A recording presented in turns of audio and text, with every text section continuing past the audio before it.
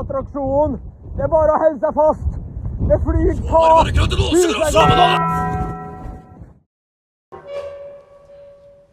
Welcome.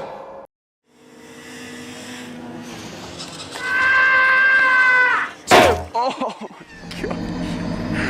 Oh my God.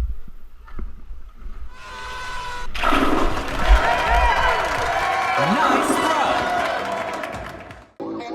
Hello, Ed boys. Where the